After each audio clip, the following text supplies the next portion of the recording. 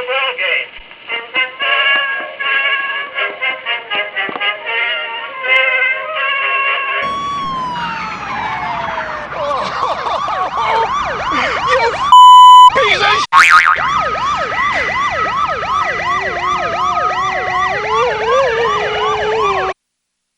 Hi, and welcome to Ward 13 Goes to the Movies. That was Harvey Keitel and Bad Lieutenant in quite a performance. But I wanted that to start out the show because when I saw Bad Lieutenant in 1991, I was with a friend of mine who had been in the Army with him, and he was from Queens.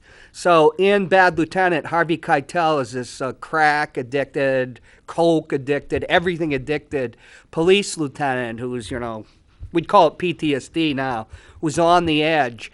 And he has bet against the New York Mets. Which, that's, in 1991, that's a sacrilege. You just didn't do that. And particularly since Darryl Strawberry had defected to the Mets, it had been like a Red Sox player betting on the Yankees during a Red Sox-Yankees game.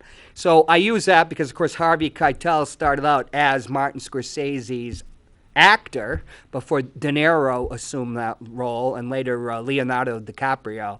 But we're going to talk a little baseball with Eric Pilcher. Eric, how you doing? I see you're ready. We're going to be reviewing the movie Casino by Scorsese, which is the background. Yes. I think it's a solitaire background, but I saw the cards, and I'm like, I'll go with it. Certainly. It makes you seem like we're back in 1990. Well, I was going to say 1991, but actually about 1998. But, what's wrong with that, right? Now, Right. I guess your two picks to win the ALCS, the American League Championship Series, and the NLCS actually came through, didn't they? Well, yeah, You you know, picked the Astros. You might have been a little toss-up on Phillies, Padres, but didn't you think the Phillies were going to do it? yeah, I did. I just thought that they could outslug the Padres. Jesus. And They won 4-1 in a 7-game series, but the big story was Aaron Judge, 62 dingers, came within a few points of a triple crown. And I always thought George Steinbrenner was unfair when he said Dave Winfield was Mr. May. But I'm saying that he should be called Aaron August now. 1 for 16. 0.63 batting average. 0.63 slugging average because he had one single. 4-game sweep. What does that say to you, Eric Pilcher? it says absolutely nothing about Aaron Judge. Yes, it does. Come on. No. Oh, no. Here you are. Oh, Pappy, Big Pappy. Yeah, Big Pat. When Babe Ruth hit 60 dingers, they won the World Series. When he hit 54, they went to the World Series. When he hit 59, they went to the World Series. It took them like 3 times to finally win in New York. There's something to be said, though. 1 for 16? What are you talking about? If you were here, I'd strangle you. Oh, well, that's inviting. It is, isn't it? I mean, I guess it maybe a little something to be said for it. A little bit to say for strangling you, yeah. The guy's a Yankee. He's gone back to being a bum, a Yankee bum. But here's what my cousin Joe Pilcher is a diehard Yankee fan, and I've talked about him before. He's saying the exact same thing you are about Aaron Well, we Judge. all have relatives in our family that we're ashamed of. In fact, I am the black sheep of my family. I love my cousin Joe, so I can't. I mean, we have some heated debates. I think He's a bum. there's something to be said for the Astros just knowing how to pitch him. And I think that this postseason definitely exposed some flaws Aaron Judge has with his swing. He can't. He is not a clutch player. I mean, I think right now, yes, but that isn't Aaron definitive. August. You heard it here. I am going to put a trademark on this. Aaron You know, August. You know. I I was disappointed, but Yeah, you look I at wanted to the see a Yankees, real contest. You know, the Astros are but you look at the cheaters. Yankees as a whole in that series. None of them hit their weight. That's true. I You know, mean, you look at it. I would say probably their best they didn't hit. hitter. They didn't hit their wives' weight either. No, you know, Talk about the Isaiah Mendoza line. Cleffa, You, IKR, that Isaiah Cleffa Kiner or whatever his name is, I would guess was probably their leading hitter.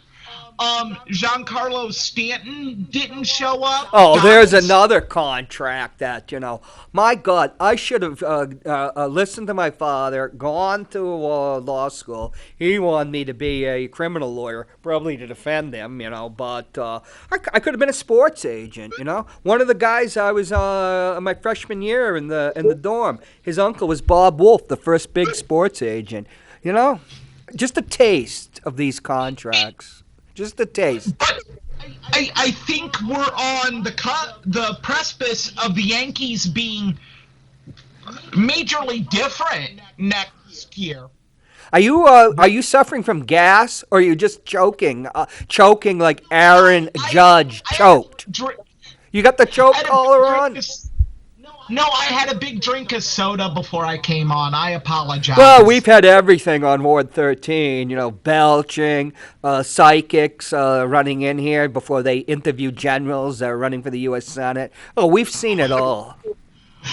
Okay, but I think the major issue is that the Yankees all year, Suck. in the last 2 or 3 years, have been a feast or famine team. They can't just get on base. They either have to hit home runs or they fall apart. And that's what's happened. And the Astros fed on that. I firmly believe that Cleveland Guardians would have been a way better matchup for the Astros. Because they work counts and they find ways to get on base that the Yankees can't. You did mention that, yes, you are kind of a prophet now, you know, on baseball. I wouldn't go that far. I wouldn't either, but, you know, I want to flatter you before I stick another knife in you. That's Okay, well, I my. appreciate I've that. developed this over 8 years of hosting the show. You notice that the only guests I can get are Gonzo and Kyle, and even they don't come anymore. Well, I will always be happy to come on to Ward 13. So Not if you keep defending Aaron Judge. I'm not defending him. It's more of a devil's advocate type of You know thing. what the problem with the New York Yankees is, and we should come on Matt's show because Matt loves to hear. Matt knows nothing about sports. You know, he thinks there's 5 quarters in baseball, but he loves. He found out like a couple of years ago sports radio where everybody yells at each other. Yeah, you know. Here's the thing: as long as Aaron Boone is the manager of the Yankees, they ain't going nowhere. No. I don't I see will where agree with he's. you there. Why is he still there? Boone is a problem. What? Aaron Boone is a problem. I think pitching wise, how they're constructed is a problem. And I think hitting wise, like you look at when the Yankees were really, really, really successful. I'm talking like mid 90s to early 2000s when they had Jeter, Bernie Williams, Tino Martinez, Paul O'Neill. They had a combination of guys, Right. 1 through 9, that could get on base and hit home runs. They played a role. They played their roles, and they played together, and they meshed together. You know, but you look at Joe Torre was an underrated manager. Very. I saw him Very. manage in Atlanta when they got their division title in '82. My father being a Braves fan since like the 1930s, and you know he just didn't have a good team, but he was the perfect person for that team. But because Joe Torre doesn't manage a team, Joe Torre manages people. That's exactly true. Exactly true. And I think Aaron Boone is too much of into the analytics. Right.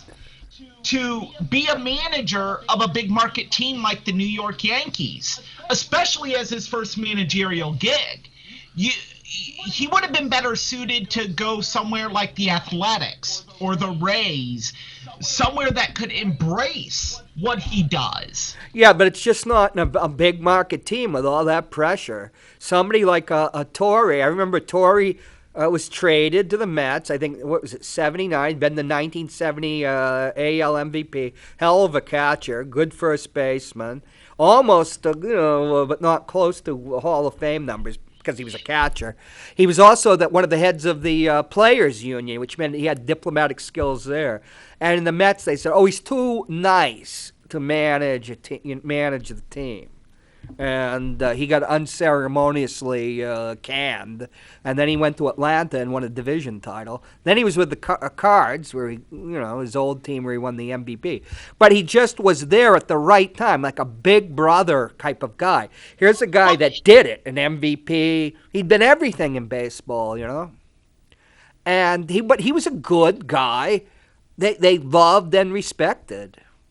And he could handle the egos, But he put together a team. That's what great managers do. They know how to manage a team, like an Earl Weaver, Casey Stengel. People also discount a lot. And I watched the Captain docuseries that ESPN did, and I'd forgotten this part about how while George Steinbrenner was suspended for life, right, how the Yankees were able to build and get players like Andy Pettitte and Mo Rivera, right, and Derek Jeter, because they had scouts that were like, okay, we're not going to go out and mortgage our farm for big name players. We're going to build up, and we'll get players when we can.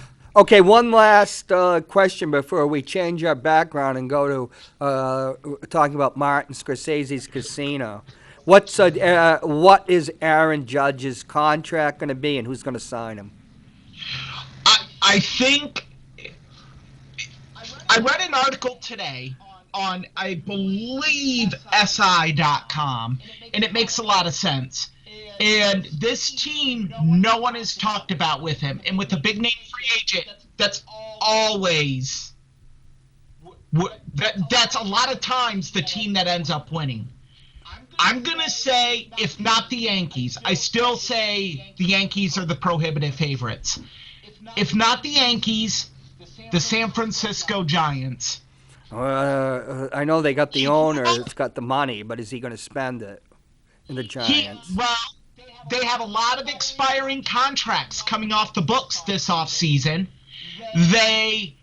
Aaron Judge grew up in the area and grew up a Giants fan.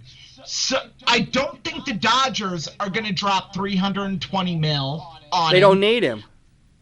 They don't need him, and keep in mind, Ohtani sweepstakes is next offseason. Right.